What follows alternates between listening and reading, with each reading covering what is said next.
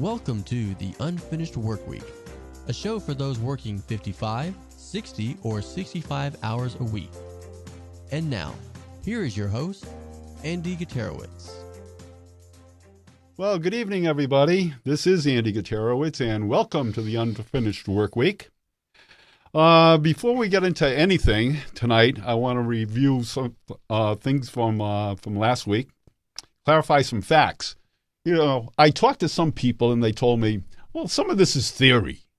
I have news for you. Everything that's said on this show is not theory. It's fact. Last week, we had some information from the American Stress Institute, the American Psychological Association, the Journal of Occupational and Environmental Medicine. I mean, these are facts. And last week, especially talking about stress and that terrible thing called cortisol and ill health and unhappiness among people. Very important things that you know are facts. So take a look in the mirror, and if it matches up, you should be doing something about it. Now, this show, of course, is about the people that work 55, 60, 65 hours a week. For what? Is it worth it? Is it worth your health? Is it worth your happiness? Is it worth your life? So we want this to be a discussion. This is not a lecture series. This is a discussion. And since we talked about the negative effects of stress last week, this week we're going to talk somewhat of the positive effects of stress that can happen.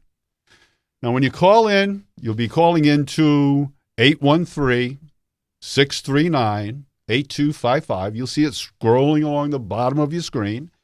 Now, when you do call in and the phone is answered, please, please, please turn down your speaker on your computer. Otherwise, there's going to be backlash. You're going to hear us. You're going to hear you. Everything is going to get confused. So please do that one little thing for us, all right? Another thing is no subject is off limits here. No business subject adversely affecting your life is off limits. So if you want to talk about it, give us a call. Not a problem. I want to send out a hello and a thank you to Trevor Lott of www.worldmarkets.biz. It's a firm involved with companies expanding to different countries, and he's been sponsoring the show, and I really appreciate that very much. This week, we've got our friend over here.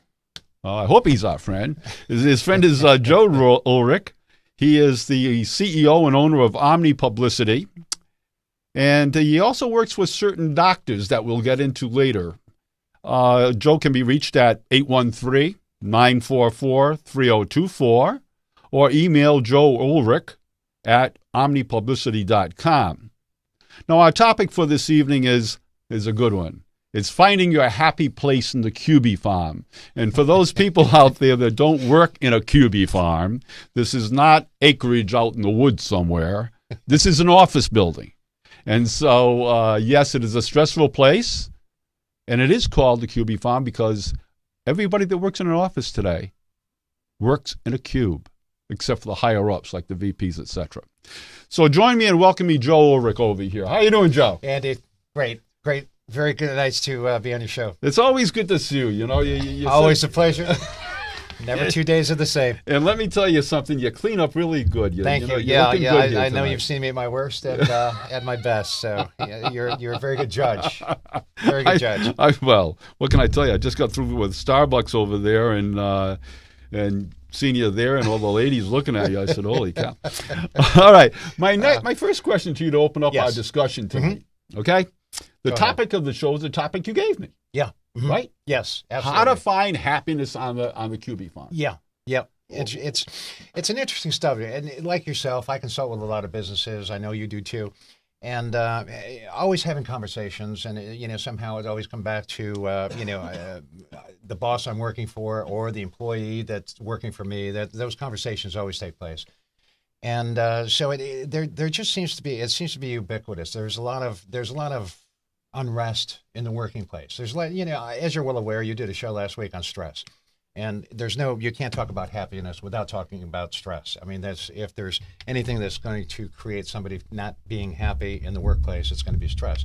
But more importantly, when I talk to people, I usually try to be upbeat. Hey, how you doing? What's new in your life? What's going on in your world? What did you do that was fun? What makes you happy?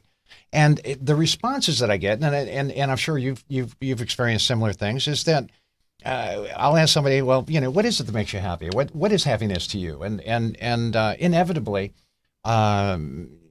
people will respond with an action, if that makes sense. Hey, I went fishing last weekend. That made me really happy.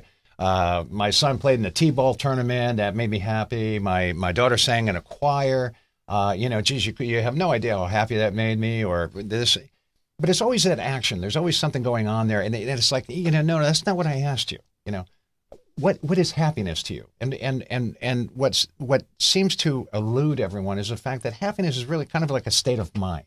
It's an intangible. It's one of those intangibles, exactly. It's not a tangible thing. Everything you talked about, fishing, playing golf, those are all tangible things. Exactly. But what do those intangible things do for you? Is that what you're looking for? Yeah. What is it that drives that feeling, that state of mind? What are the drivers of that? Now, up until this point, and we've talked about this in the past, Andy, but the reality is a lot of these actions make us feel good. They make us feel happy. They're outside stimulus. Your son just got an A on his math test that you helped him prepare for. Well, gosh, I feel happy about that. That's what makes me feel happy. But what is happiness? What causes that state of mind other than that action? What's going on? And we're going to talk tonight about something that you're just not going to hear a whole lot of. There's not a lot of people out there talking about this, but it gets back to what's going on inside of our brain that's making us feel happy. What is it? What that action triggered something inside of our brain that made us go, oh, wow, that's cool. That's nice. I really like this. Well, no, I think a lot of people are starting to notice the brain. Yes. Okay. Yeah. My book over here, The Unfinished Work Week, by the way, go to my website and buy that book, folks. Anyhow, it's a great book. This book really is about communicating to the capacities of the brain. Mm-hmm. But inside this brain of ours are like little file cabinets called neurons. Mm-hmm. And there's little transmitters that go through our head, and they're chemical as well as electrical. Now, some of them produce or inhibit the production of good stuff, and some of us produce bad stuff, like the cortisol that we were talking about last week. But this week, we're going to talk about the good stuff, and the good stuff is something you've heard about. And before I ask you this question, Mr. Marketeer, how in the world did you ever become some expert on a subject like dopamine? Yeah, that's a great question, Andy. It really is, and I don't profess to be an expert on it per se. I'm obviously not a neuroscientist. Well, you got to get out of here. I only have experts on the show. I'm not a researcher, but just like the work that I did for you. And as you're well aware, I work with a lot of different clients on that have a lot of different genres. And I was really fortunate years and years ago to start working with a gentleman by the name of John Giordano. He was he was a pioneer in holistic addiction treatment.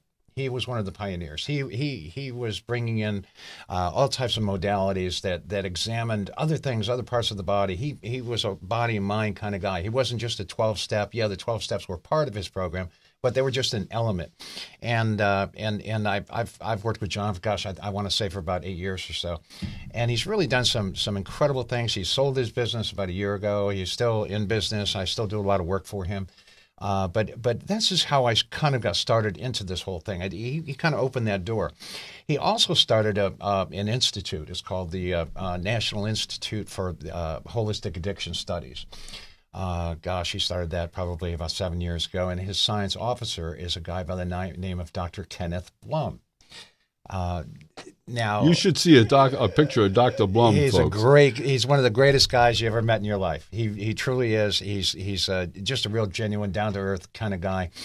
He also has dedicated his life to understanding dopamine. Okay, the neurotransmitter, and we'll get into that a little bit later on. How this whole thing works. This is the thing that makes you more happy in the QB farm. Well, it is. Get you yes, there? Absolutely. Dopamine is the primary neurotransmitter, brain chemical. It's the primary. I'm sure that's right, going over my head. Yeah, I don't want to get into the whole neurotransmitter thing right now. Let's just call it a brain chemical. It's the primary brain chemical for a bunch of things. However, for this conversation, it is the primary brain chemical or neurotransmitter for reward, pleasure, and happiness. Okay, it is responsible. It plays a very big role in our likes, our dislikes, our dreads, our desires, and even love. Okay, so this is a really this is not that type of show. This is one of those brain chemical. Yes, it is. Yes, it is. It's probably the most important neurotransmitter or brain chemical that you never heard of. And there's about researchers have found about 100 brain chemicals, so to say, neurotransmitters, of which there's a group of about half a dozen that they call the happy chemicals. Okay, the happy brain chemicals or the happy neurotransmitters, because these are the ones that affect our mood, our behavior to a degree, or to quite a bit of a degree, quite frankly, our happiness, our sadness, our depression, our anxiety. I mean, all of this is related to those happy chemicals. So what we're going to talk about tonight is more of the dopamine, because it is probably, it is probably the most important neurotransmitter that you never ever heard of in your life. Well, before we get deeply involved in that, I think you've got an exhibit that we'd like to show about why people actually get up in the morning, get dressed, get their makeup on, whatever, shave, and go to work. Yeah, exactly. So can we take a look at that and find out why we actually do that? Yeah, can we bring up the first slide? Now. Is it okay? Yeah, Andy and I we've talked about this in the past, and what is it that motivates people? Why is it that people want to get up and go to work? What is it that they find rewarding at work? Okay, I'd like to know that. We're going to start talking about reward, but what they and I've been looking at these things my entire career, because I've been in management positions, I've been in sales positions, I've been in just about every side of that desk. And what I found, in the beginning of my career, is still pretty much relevant today.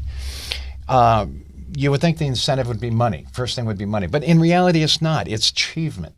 People want to feel that sense of achievement. That when they go to work, they want to be productive. They want to walk out. They want to walk out at the end of the day knowing that something transpired, that they moved this forward in the time that they spend in the office or on the cube farm. They want that feeling of achievement, and they also want the recognition for the work that they've done. And you can be kind of lost in the QB farm a little bit. So when an employee does something, or when somebody goes out there and does something, and they do something really well, and they know that they've moved the needle, they want recognition for that achievement. Those are two of probably the biggest motivators out there. And in addition, if it's the work itself, if somebody gets into a job, and we've talked about this in the past.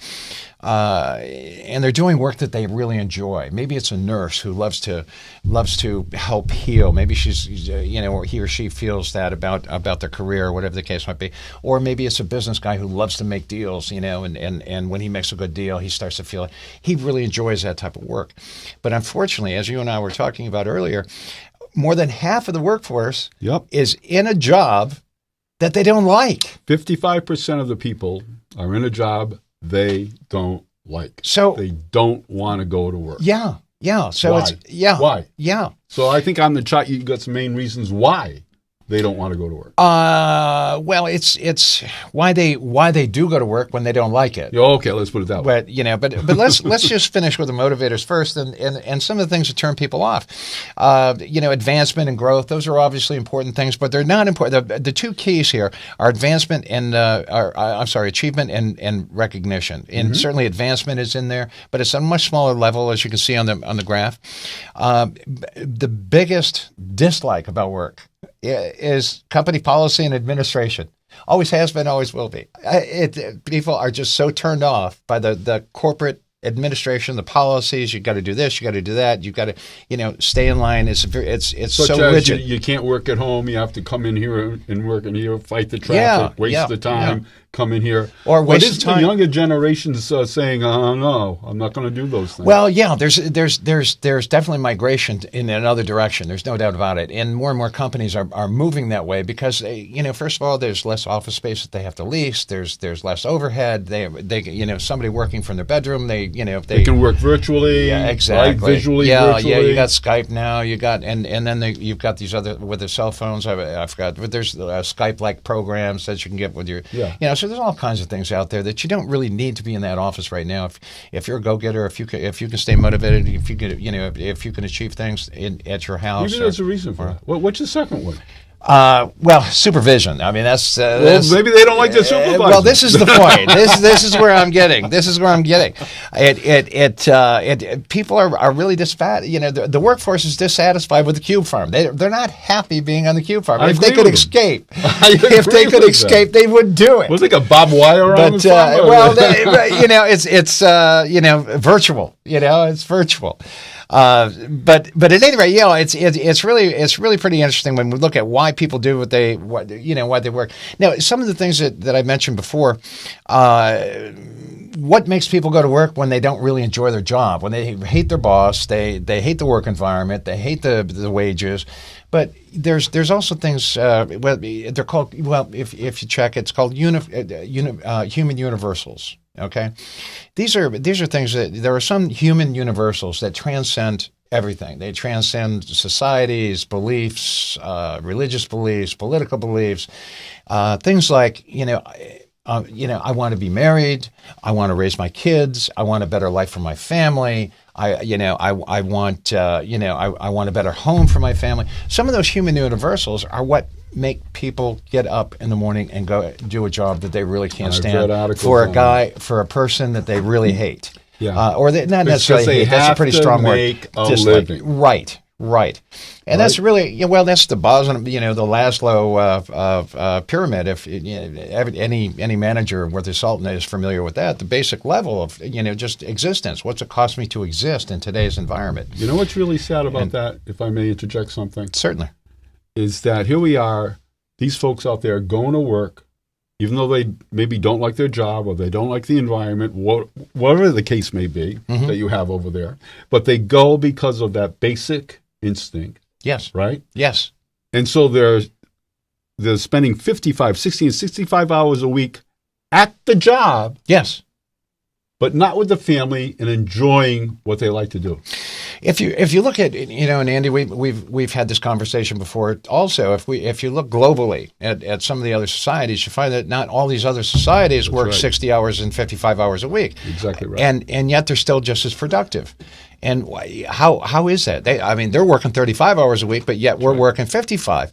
And as you clearly point out in your book, if you take all the through all the interviews done with employees about wasting time in silly meetings and responding to emails that are basically cover your butt emails and doing this and doing that, it ends up being about 15 hours a week. So if you take that 15 and add it onto the 40, you're at 55 hours a week.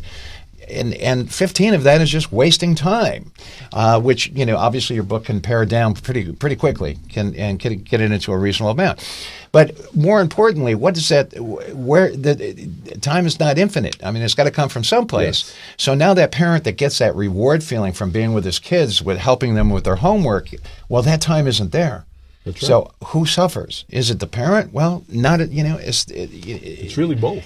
Well, exactly. And then our social fabric, our whole structure of our society kind of, you see where that kind of pulls on those fabric strings? I've got a war against management in the United States. Yeah, I really do. I know you have. But let's get back to this reward thing again. Yeah. Let's really understand what's this chemical called dopamine. Well, how it operates, how the brain operates, how a person feels good. Let's get into that. Do you have some slides or something that kind of I do. But let me before we get to that, I really need to explain how I mentioned John Giordano, and I mentioned the National Institute for Holistic Studies and Dr. Kenneth Blum, who is his science officer there, his chief science officer. Dr. Blum discovered something almost 25 years ago. He made global headlines. Literally traveled the world and still does today, talking to researchers and scientists and so forth. What he discovered was a thing called the reward gene. Okay.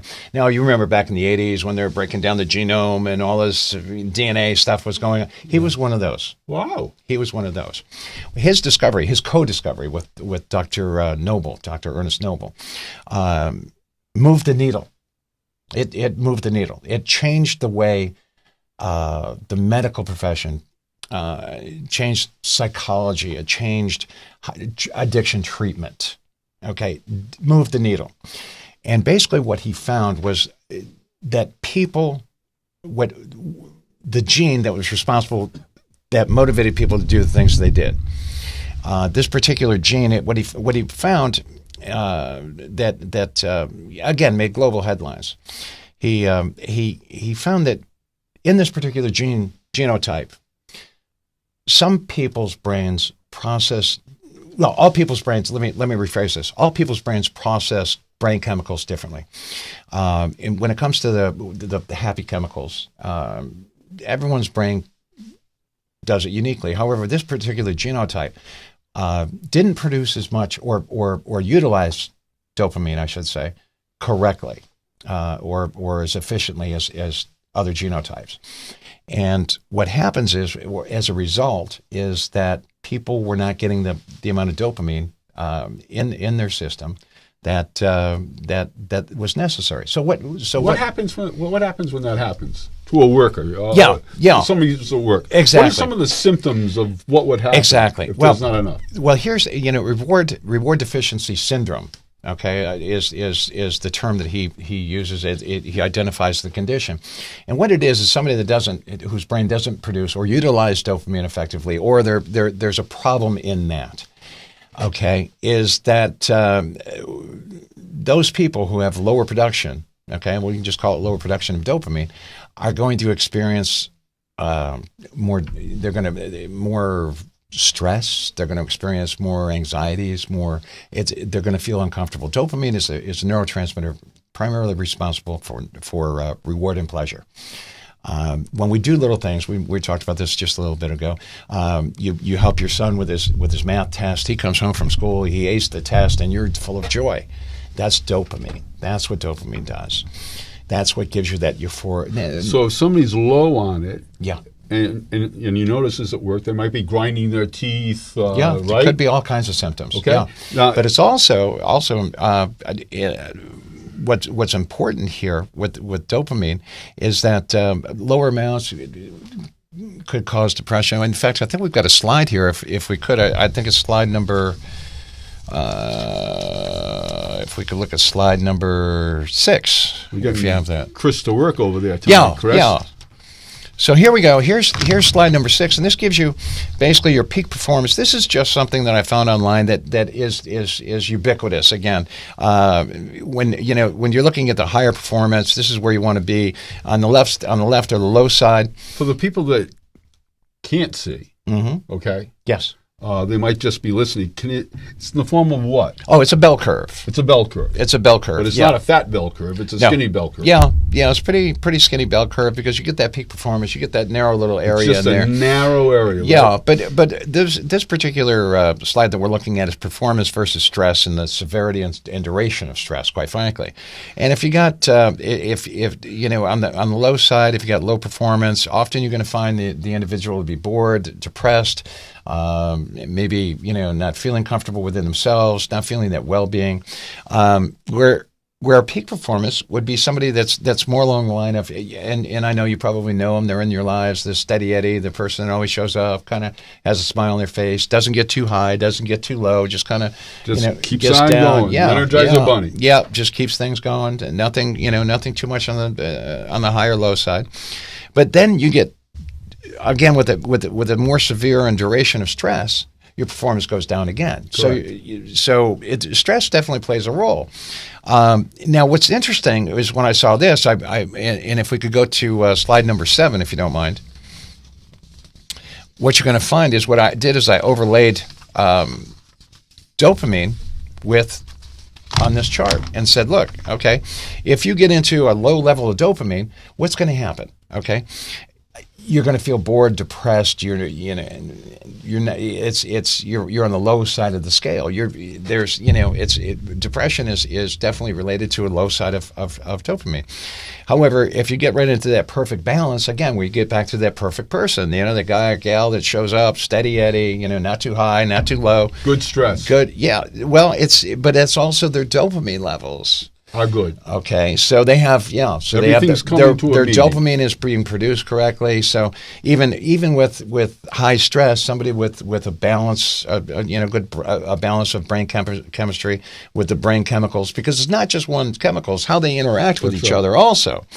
But then you get into the high side, the real high side of dopamine. Too much dopamine. Well, you're going to see the euphoria, like the Olympics. If you've been watching the Olympics at all, those skiers come down, and after 2 minutes, and they got a winning score, and they're going crazy. That euphoric feeling, that's excessive dopamine. And then when you get way off the scale, now you're looking at psychosis like schizophrenia. That's right. Okay, it's sickness. So what's interesting about the human body, the brain included, is that it's looking for a balance. And it's the old physics, was it Newton's third law of physics? For every action, there's equal and opposite reaction. Right. It's the same thing with the body. When one chemical gets released, another one does. Okay, because the body's looking for balance. The brain is looking for balance. So when you get these stress hormones raging up through your body and heading towards your brain, well, guess what? Then dopamine starts, elevating as well. So now we got a heightened sense across the board. So you got brain chemicals here, and then you got new ones coming in. So everything gets elevated. All right, let's hold on a second. By the way, folks, remember to call in. You got the number scrolling on the bottom of the screen there. This is a good subject. Joe's pretty good. I want to go back to this person over here with the low dopamine. Okay. Okay? In the QB farm. Okay. Right? You know what he looks like, okay? We know what they look like. We know they're grinding their teeth, and we know they're a little bit, and he's probably, bored. He's probably looking at a high performer, and he's probably looking in an opposite direction of the entry to his cubicle. Okay, he wants to. Anonymity is a good thing for this guy. He doesn't want confrontation.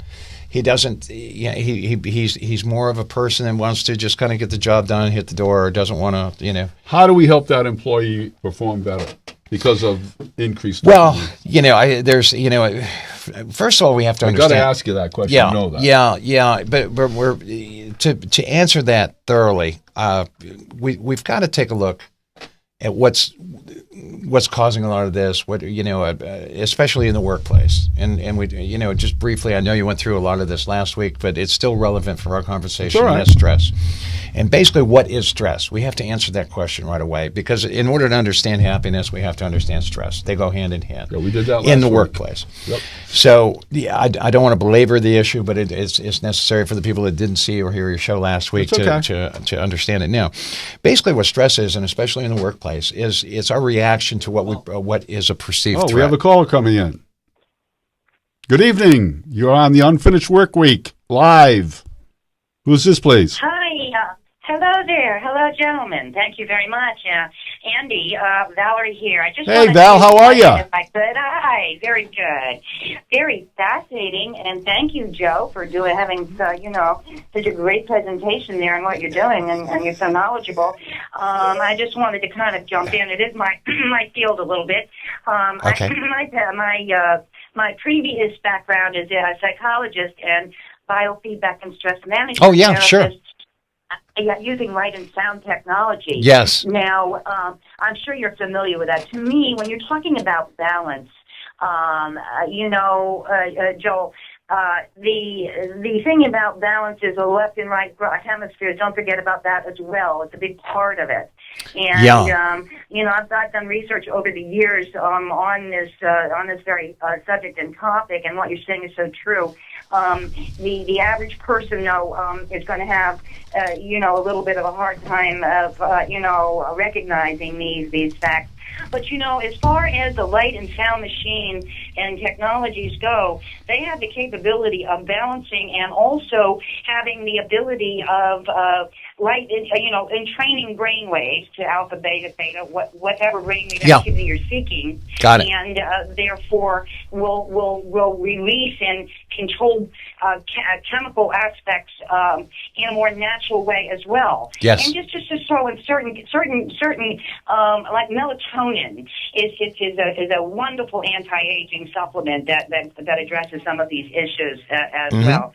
But I just wanted to thank you guys so much. Very fascinating subject, and well, I'm anxious to hear more. Well, Valerie, I really appreciate your input, and you're absolutely right. The challenge that I think we're faced with is when we were discussing your show weeks ago, and when Andy asked me to come on. The challenge that I was faced with, and as you mentioned, with the biofeedback and the alpha and beta waves and everything else, what I found and let me just hit rewind for a second. Some of my responsibilities working for Dr. Blum was to take his research, and some of it included biofeedback, so I'm very familiar with what you're talking about, and kind of put it into a position where I could effectively communicate it to someone that maybe perhaps was outside of your field. And the challenge that I've always had is being able to communicate this material as effectively as I can, so that the person that I'm talking to who doesn't have that neuroscience background as you do can comprehend it. So you're doing a very good job from that perspective. Valerie, flattery will get you everywhere. Yeah. Well, thank you very much for calling, Val. But you're absolutely right, and there's so much to it, and that we're leaving out. Our goal is to, I've been involved in alternative medicine for 30 years. It's all about educating people. We've had the information for 30 years. They don't have it yet. Yeah, no, you're absolutely right. You're absolutely right. But for this particular discussion, I'm using very, very broad strokes. I have a very, very broad brush. We're trying to avoid getting into too specifics and just try to get through some of the basics. You'll be back on, Val. But yeah, I'd love to maybe talk I'll to you. Maybe I'll have you both on. I'd love to talk to you about it. It's fascinating. It's absolutely fascinating to me. Okay, cool. Yeah. Thank you, gentlemen. I'm going to listen to the rest of the show. Okay, great. Thank you, Val. All right, now let's get back to this thing again. Yeah. Well, that's what I was saying. Our average person in the office. Yeah. But we still have to talk about that stress a little bit. Okay. Well, go ahead. Okay.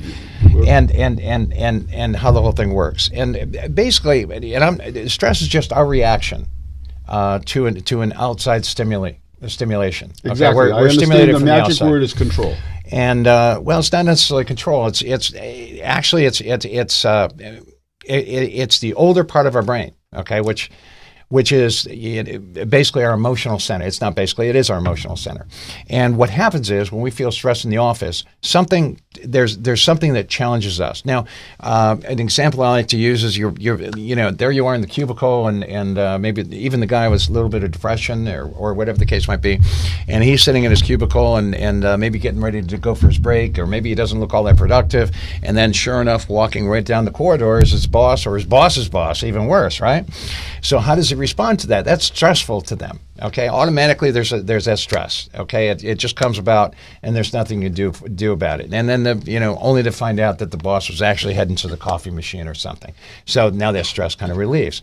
But what you're seeing as the guy sitting in that office, okay, in that chair in your cubicle, is your boss walking down the corridor. What your old brain is seeing, okay, is a saber-toothed tiger coming out of the woods, deciding whether or not to eat you for lunch. Okay, that's what the old brain is. It's our most basic, it's our most primitive survival skills. In fact, one doctor, his name escapes me right now, but he said, based on our DNA, we're encoded to do three things and three things only. Go ahead. Pursue pleasure, avoid pain, and procreate. Those are our basic survival skills. He goes back to procreation again. Well, I told you, I said love, Chris, procreate. There's usually a relationship there. It's not that type of show. So, at any rate, the point of the matter is we're all encoded to do certain things. Yes. Pursue pleasure, and he's absolutely right. To pursue pleasure, avoid pain. So even this person over here. Still experiences that. Those three things. Okay. However, what he is he's a little bit lower on the dopamine level, and in order to. So we had to kind of get through that, because that stress, that's how that stress occurs. What happens is the dopamine, all of a sudden your body starts producing these stress hormones, okay? Right. And they're raging towards the brain. Correct. So what to do to compensate is more dopamine gets, the body's looking for that balance, so you got more dopamine. So inevitably you end up with all these heightened So how aroused does senses. how does this person do that? Well, let's now one more thing. You're jumping ahead just a little bit. Let's just look at how these things work. Okay, just how it's communicated, just so everyone has a real good idea. Because I'm talking about dopamine, but they don't have a real good idea. We haven't really explained to them how these things work. No, but we've only got about maybe 10 more minutes. Okay, this will take 2. Okay. All right, if we could just put up slide number 2, please, if you wouldn't mind. And if we don't finish it all tonight, Joseph, we could always do it there's always again. another night. The simple reality is, if the scenario, let me paint this scenario. Basically, what I try to do is put it into a corporate world. Said, okay, here we got the CEO over here. Every day he comes to work. He gets up early in the morning. He's watching the business shows. He's reading the Wall Street Journal. He's looking at all that outside stimulus, and he's deciding what his company needs to do that day. He gets to work and he texts all of his employees everything that he's learned. If you maybe just take a look at slide 3 now, if we could. Now what he does is he sends out a text to all of his upper management people, and he says, look, this is going on out there. This is going on out there. My gut tells me I want to really go after my competition, but I thought it through, and now I think the best thing for us to do is to do this and this and this. And he kind of lays things out. But that text doesn't end there. It goes on through the whole course of the day. He continue, as the business world changes, he changes his text to his management. Now, if we could take a look at slide 4 real fast. What do these people do? Now his upper management turns around and they communicate it to all their underlings. So eventually the whole body, the whole brain of their corporation knows exactly what the CEO is thinking. He's communicating this very, very effectively. So there's where the similarity starts and really continues when you talk about dopamine and neurotransmitters. And this is what's so important.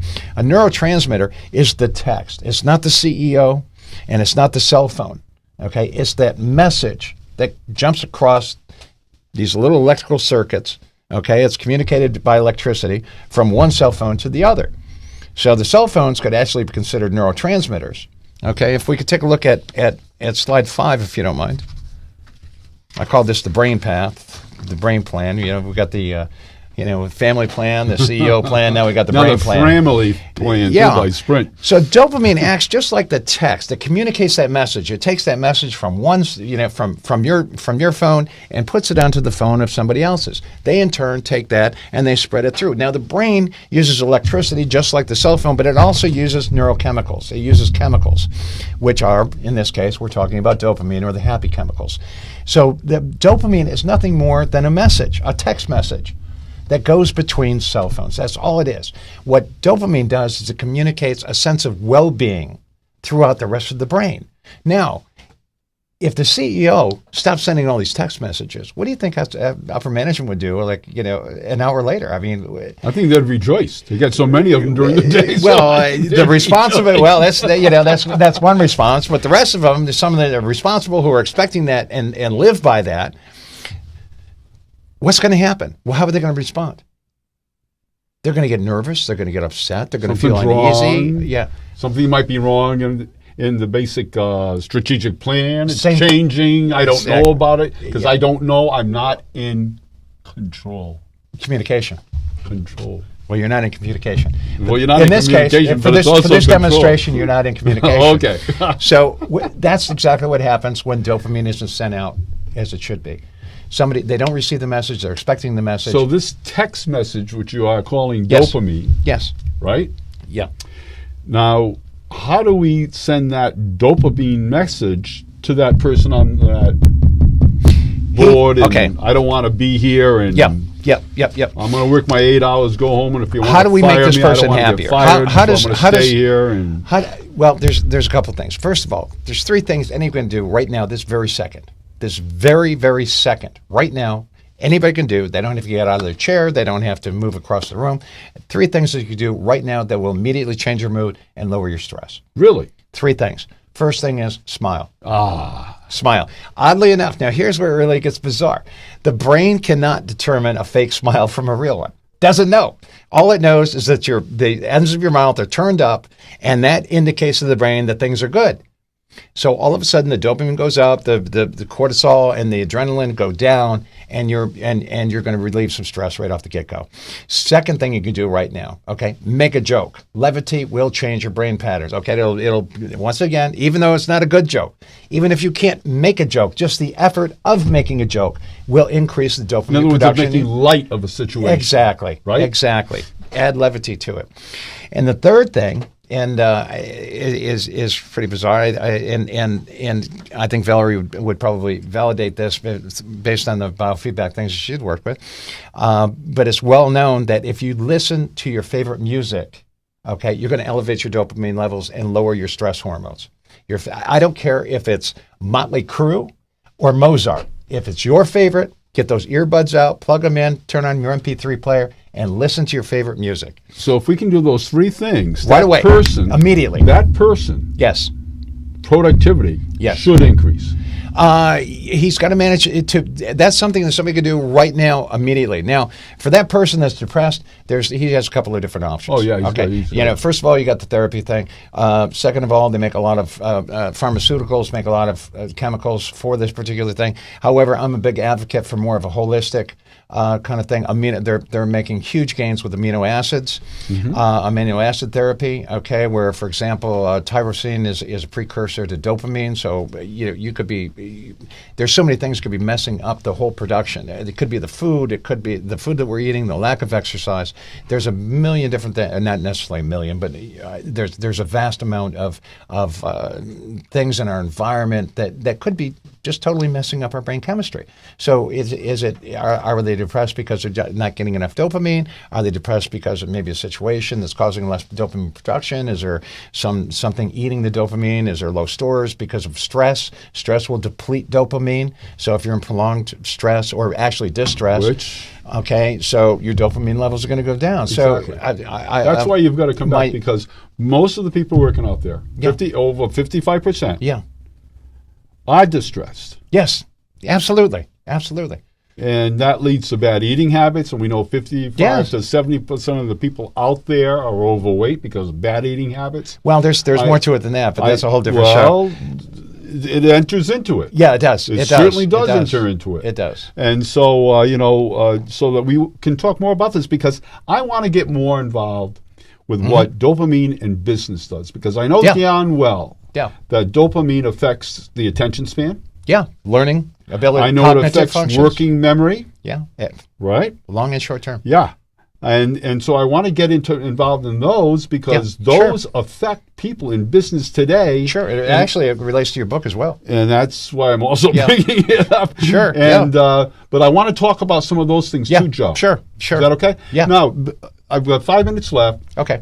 Briefly, tell the folks out there who you are, what you really do for a living. What do I really do? I cover a lot of bases. I've been an advertising and marketing professional my entire career. I got started in the radio business. I graduated into radio management. I've worked on just about every side of the radio desk. I did my own advertising agency for about 15 years. It was a lot of stress involved, shall we say. It's pretty challenging. But right now what I'm doing is I work with clients on a lot of different levels. Usually I'm using public relations. I'm using interviews to help on radio shows, television shows, to help communicate their message. Also using social media, also using some content marketing in order to help further their information about what they're doing online, help people to understand.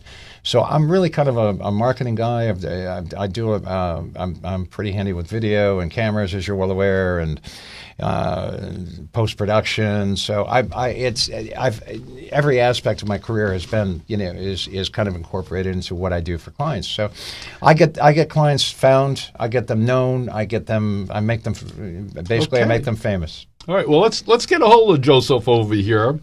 You can email him at Joe Ulrich at omnipublicity.com, or give him a call, 813-944-3020. 3024, right? Yep. Okay. I want to thank you so much for being on the show, my friend. Always great hooking up with you. Now, listen, join us next week. We got a real special guest person next week, and our guest person is going to be the Unfinished Work Week. And so please join us next week. And remember, is all those hours really worth it? Is it worth the health and the happiness of your life? Good night, folks.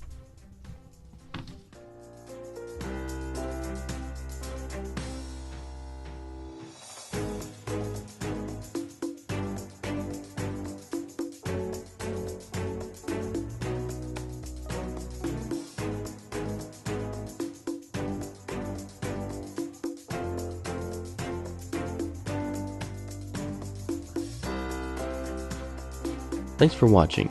If you would like more information on what you just heard today, or you would like to obtain your own copy of The Unfinished Workweek, go to theunfinishedworkweek.com. That's www.theunfinishedworkweek.com.